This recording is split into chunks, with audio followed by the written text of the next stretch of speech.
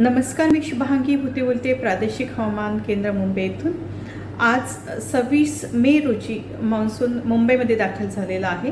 सोबतच मध्य महाराष्ट्रामध्ये पुणे आणि मध्य मराठवाड्यामध्ये उस्मानाबादपर्यंत तो दाखल झालेला आहे। सर्वसाधारण मान्सूनची जी तारीख आहे मुंबईमध्ये दाखल होण्याची ती 11 मे रोजी आहे। तर 75 वर्षामधला हा पहिलाच घटना आहे की ज्याच्यामध्ये 26 मे रोजी मान्सून दाखल झालेला आहे।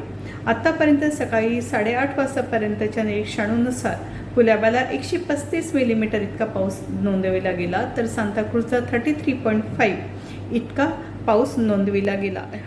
आता जे करंट सिनॉप्टिक सिच्युएशन्स आहे त्याच्या अनुषंगाने हवामान विभागाने जो ऑरेंज अलर्ट दिला होता, जो इम्पॅक्ट बघता त्याला रेड अलर्ट आजच्यासाठी आज सकाळी 8:30 ते उद्या सकाळी 8:30 पर्यंतच्यासाठी 26 मे रोजीसाठी रेड अलर्ट जारी केलेला आहे। इवन ठाण्याला सुद्धा आणि बाकीच्या काही डिस्ट्रिक्ट्समध्ये रायगड आणि रत्नागिरीला सुद्धा पण रेड अलर्ट दिलेला आहे।